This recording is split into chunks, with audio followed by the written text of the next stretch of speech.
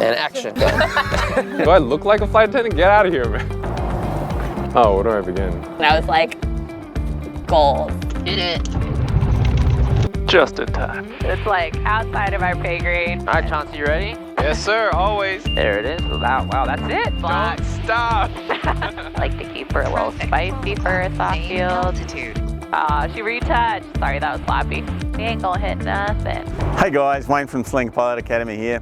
Really excited about this week's video. Here at Sling Pilot Academy, at any one time, we've got at least a dozen students or instructors that were originally flight attendants. They've made the bold choice to move from the cabin into the cockpit. They figured they were going to be on the same flight anyway, so why not earn loads more money as a pilot? We sit down with a few of them this week, ask them a ton of questions.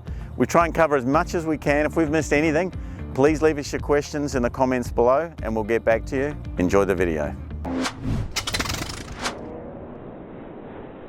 Can one of you clap for me? Sorry. Action. Before being a flight attendant, I had a big passion for like wildlife, so I did a lot of research on wildlife and traveled a lot to do like wildlife photography and stuff. And I just kind of like didn't want to go down the route of being a professor. Like I love the field work, but didn't want to be a teacher. So I was trying to figure out a job where I could travel around, you know, for cheaper and still do those like as a hobby.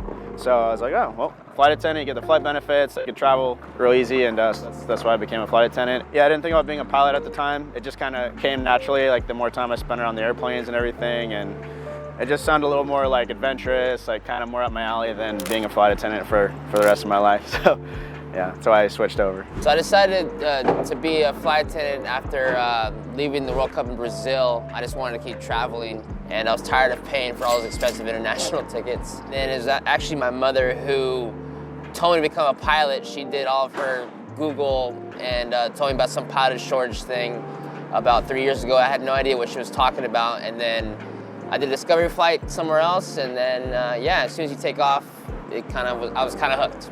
I was working a really boring office job, and I looked for something else, and Craigslist suggested flight attendant.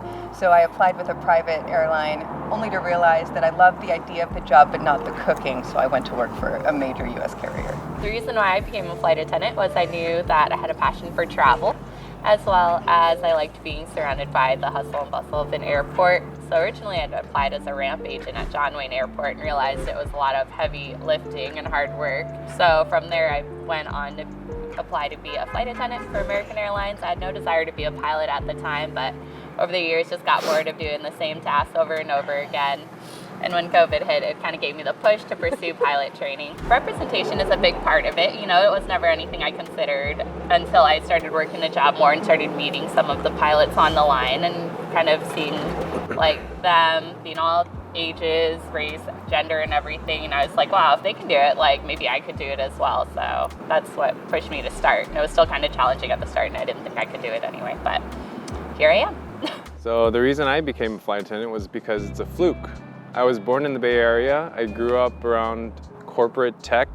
Never thought about working in a plane. But my brother went on a scuba diving trip to Hawaii one year, and he was translating for a Chinese passenger.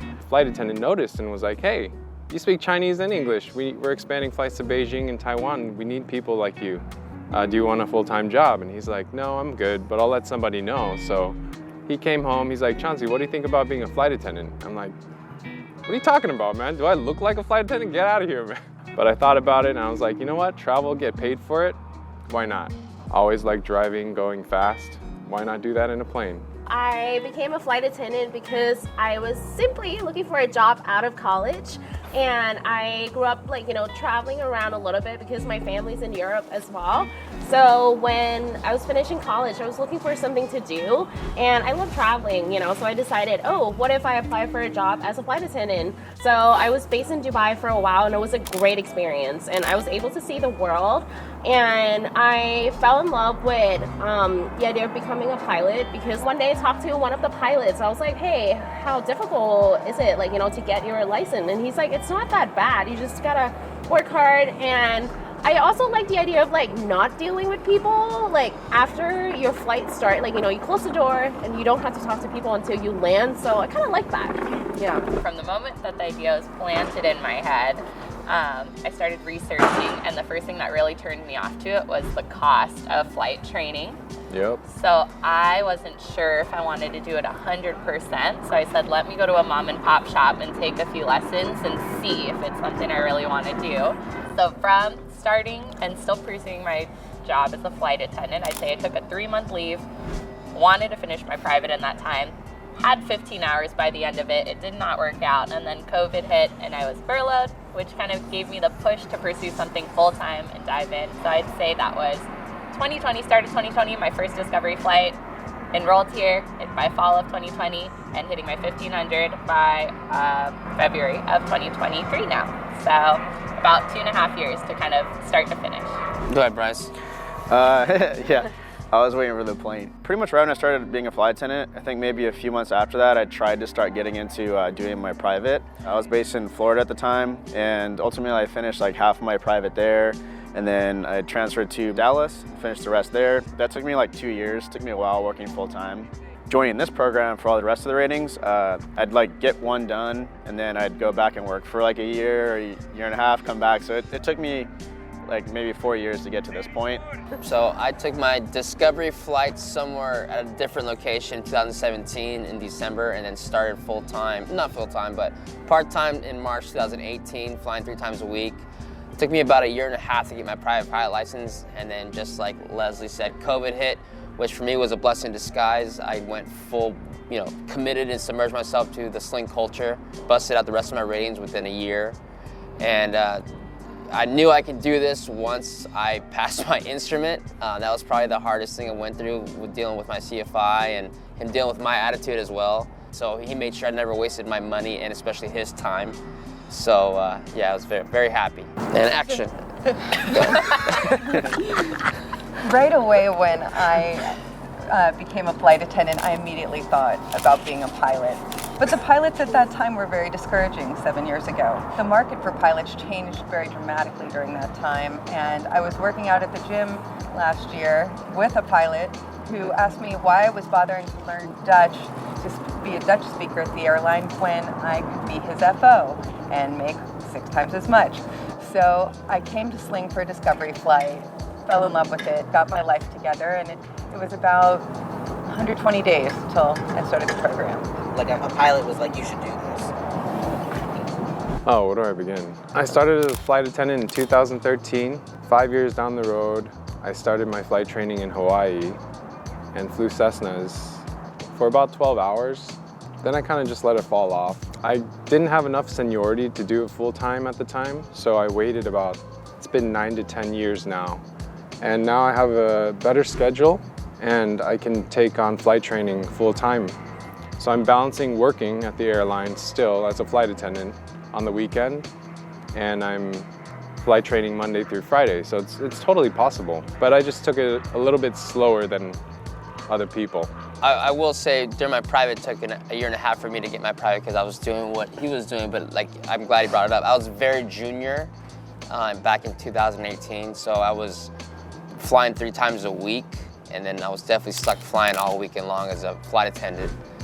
So I couldn't progress as fast as I wanted, but like he said, everyone has their own timeline, and it's definitely a different journey for every single person, and all of us don't have the same journey whatsoever, so it's kind of cool hearing all these questions being answered. Never thought I'd hear these answers. So it took me a couple of years to finally get started because it was so expensive, and at the start of COVID, I decided to quit my job. I was like, okay, I gotta do this, and I unfortunately lost my little brother before I started, and I was just like, you know what, I'm just gonna keep busy. I'm just gonna jump in, focus on that, and don't think about grieving or anything. But it was the biggest mistake because I should have let myself grieve and let myself process it a little bit more. I jumped into the training and I was so distracted, and it was also like a compressed program at a different school, and it didn't really work out, so I walked away feeling like a failure, so it took me a couple months to finally get back up on my feet and be like, okay, I can do this. So I came to Sling, took a tour, and had the best intro flight with John, and I was just like, you know what, I think I can do this. And so that was the end of 2020, and then I ended up taking a bunch of breaks because I had to go back to work or traveling to see my family. So I actually just finished training like at the end of 2022. So now I'm just like getting started to like instruct. Yeah. I definitely suggest if you can afford it, definitely go full-time. If you cannot do full-time, try to commit as much as you can to the part-time aspect of it. Best option is to go full-time if you can, because you know, the reality is the more time you spend like spacing your training out, the more money you're going to spend, because you're going to get rusty and you're going to have to repeat lessons, and it's going to take you longer to understand certain concepts, and the studying is going to be spaced out, and you know, more time in the air is more money spent. So if you can do it, you know, consistently and consecutively all the time, it'll like bring your training, the length of your training down, and your cost too. If you can go full time, do that- it, right? yeah. I'm working for Hawaiian Airlines on the weekend right now, if my schedule allows me to. If you have to balance a full-time job while doing this, it's a lot of work. You can get burnt out, and if you get burnt out, then you can't memorize things, you can't remember certain procedures and how to fly a plane properly. I'm working at American Airlines, minimum schedule out of JFK. The long commute gives me lots of time to read for the program. Keeping your cool in certain situations, like especially with, you know, on the airlines as a flight attendant, you're always getting yelled at and cussed out and all kinds of stuff from passengers. A lot of flight attendants take it personally, but it's not your fault. You know, you're just doing your job. And then like sometimes when you're in the plane here, especially being a student, you know, if you come in without like that thicker skin, you can easily feel like your instructor is like, you know, personally attacking you, you know, when he's trying to teach you something, you're not getting it, or they're getting frustrated, but they're just trying to help you. It's not personal. They're just trying to make sure you know, really understand the concepts, and that goes a long way, like when you're working with your CFI too, just, you know, the communication aspect. Something that I think the flight attendant career has helped us for is reporting for duty here, no matter how early it is, staying for late into the night. We're ready to show up and put in the work and just kind of go with the flow.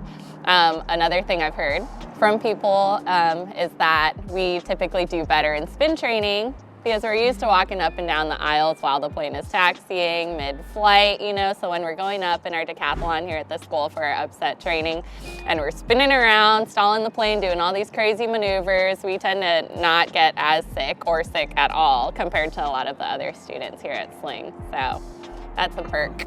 And also the weather delays and cancellations and mechanicals that we have at the airline, and nothing going on a schedule according to plan, I think allows us to have realistic expectations as to the timing of our training and how much we need to put on our schedules to make progress happen.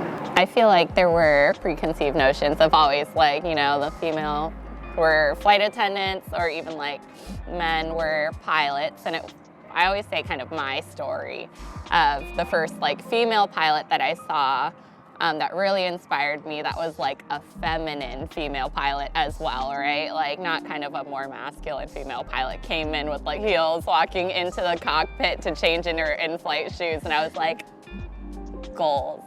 I was like, slay. And then I saw that, I was like, okay, there's not too many like very like feminine female pilots in the cockpit, you know, and then, but of course there are more and more as time goes on. My advice would be like, if you're not ready to get started right away, maybe get started on ground school. You can also go to Sling Pilot Academy because we have free ground school for private instruments, so you can also use that.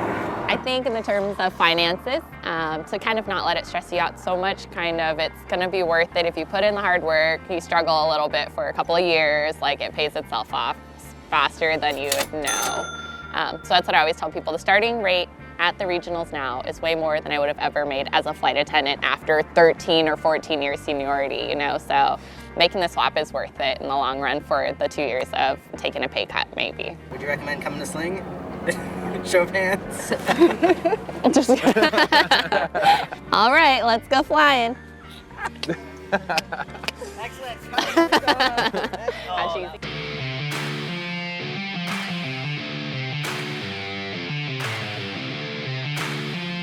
All right, clear prop. Hit it. Mic check, mic check. Mic check, 1, 2, 1, 2. You want to fly, I do comms, or what? Nah, you can fly, I'll do comms. Alright, my flight, your comms. Oh, sorry. Heck yeah.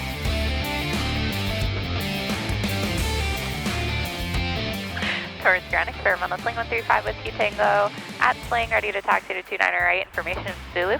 Sling 135 Whiskey Tango, Torrance ground, runway 29 right, taxi via Echo Alpha Juliet. Echo Alpha Juliet, 29 right, 5 Whiskey Tango. Just in time. Just in time. Time is money, so we gotta speed it up. Go ahead. What is this video about? It's called aerobatics in the Sling TSI. Oh, perfect. Yeah. Pick the right day to be in the backseat.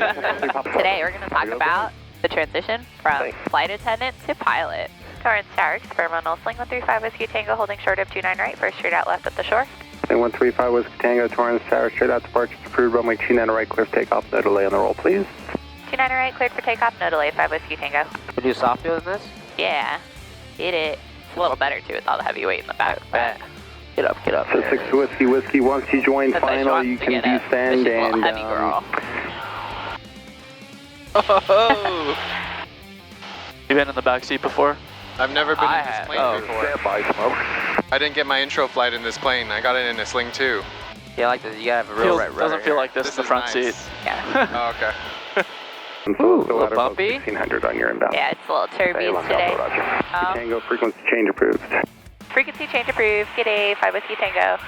What, as a flight attendant, was like so awful that you're like, I don't want to do this for life, Definitely, you know, your typical outlandish passenger who thinks that you're the reason why the mechanical on the plane is you know, it's your fault, or you're the reason why the flight's delayed, when we're just there doing our jobs. We have to show up. We're getting paid to show up. But you get treated or talked down to because they have no one else to cuss at or yell at but you. So that's pretty much what got me wanting to really finally commit to Sling and commit to myself on having the discipline to, you know, show up to class all the time, and yeah, just do my part. It's true. The passengers just think that we control the weather. Yeah. Yeah, we control mechanicals, that we have any say in all of this, you know.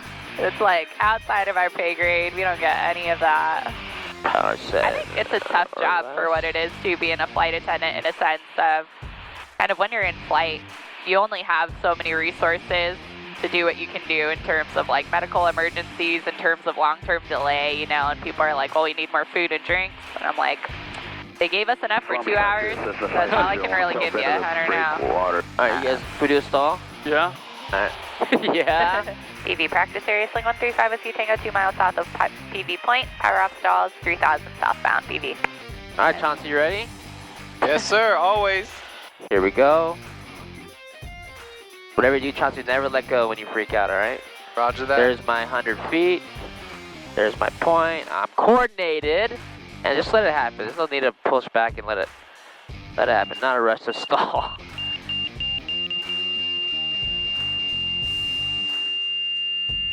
Come on, babe. There it is. Wow, that's it? Yeah, she's a gentle girl. She does. I don't know why I expected like something a lot more aggressive. No, but all right. it's fine. Oh I my like this God, one. that was chill. Yeah. Woohoo! The 60-degree bank. Oh, this is good B-roll for the wing. Yeah. I'll do a story right now. So, Yeah. reason I wanted to become a pilot after working as a flight attendant, there was this one flight in particular after we took off about an hour into the flight. This middle-aged man turns his seat and he runs to the bathroom and he projectile vomits all over the sink and all over the toilet. Since it was the beginning of the flight, I had to clean it for him. So the rest of the 270 passengers needed to use a bathroom. As a pilot, I don't think I have to clean that vomit up ever again. So. Yeah, that's a bathroom is out of service situation for me.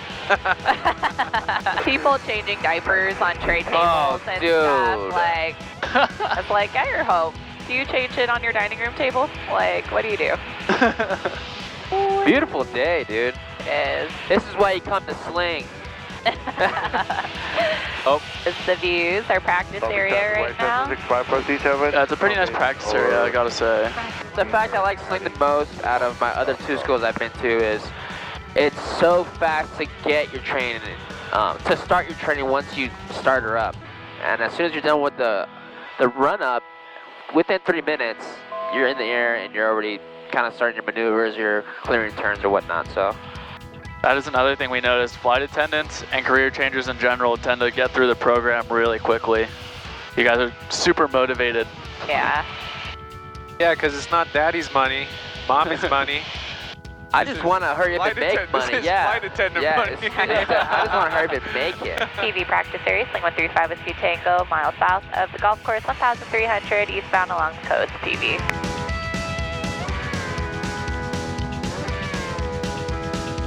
Get some GoPro footage, look over our plane at the golf course. Wow.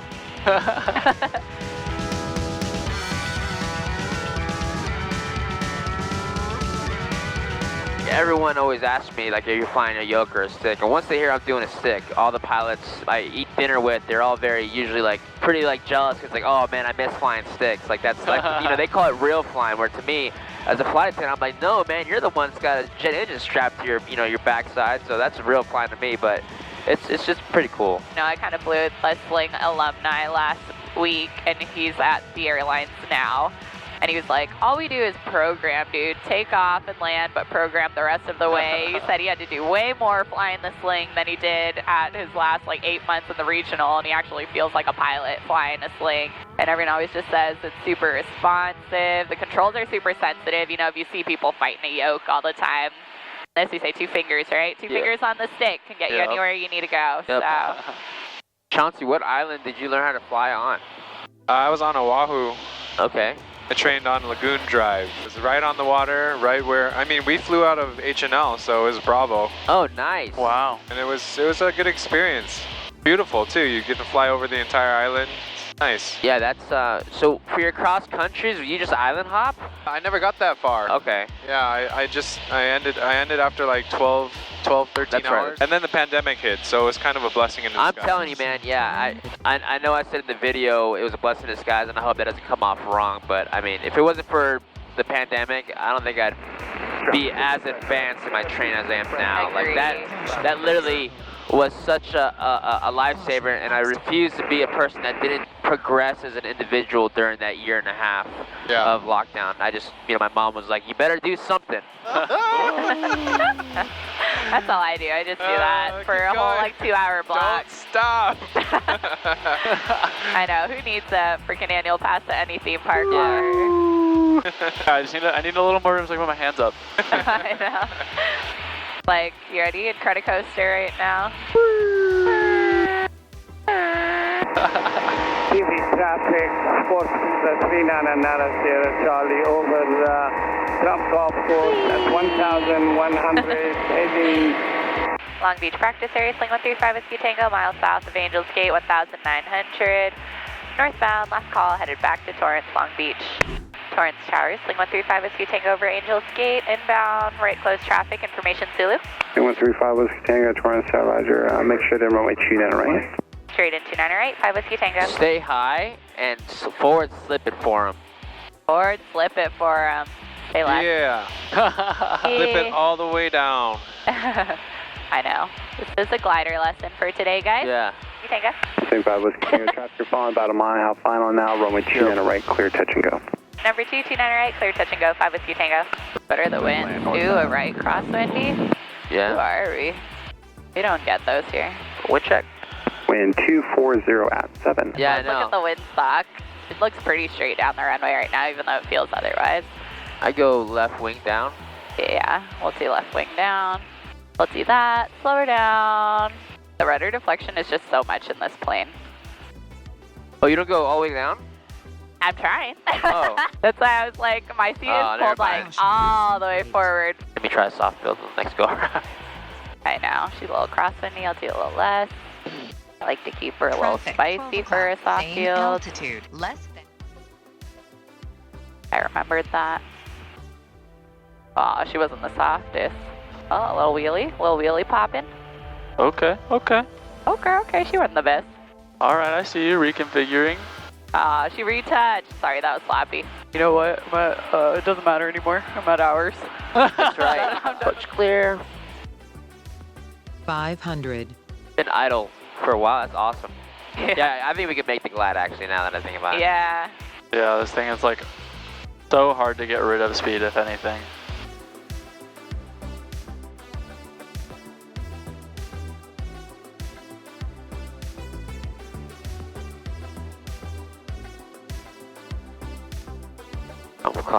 gonna work. 5 Whiskey Tango, just keeping it rolling to Bravo. Think 5 Whiskey Tango, turn left to Bravo, contact ground. Total grounds, 5 Whiskey Tango. You lost me at Fuel Island. I was like, I did not want to hit a wing. Fuel Island. We ain't gonna hit nothing. Thank you guys for doing the interview and the flight. No, thank you, man. That was fun. That was awesome. If you're watching this video and you're a flight attendant and you've even thought about becoming a pilot, come visit us here in Torrance and I'll hook you up with a free demo flight. And as always, don't forget to like, subscribe and comment. It really helps the channel and we really appreciate it. These seats have been stepped on many a time. I don't even tell anyone anymore and they're trying to be all nice. Like, get in there. Get right on it. I'm fine. Clear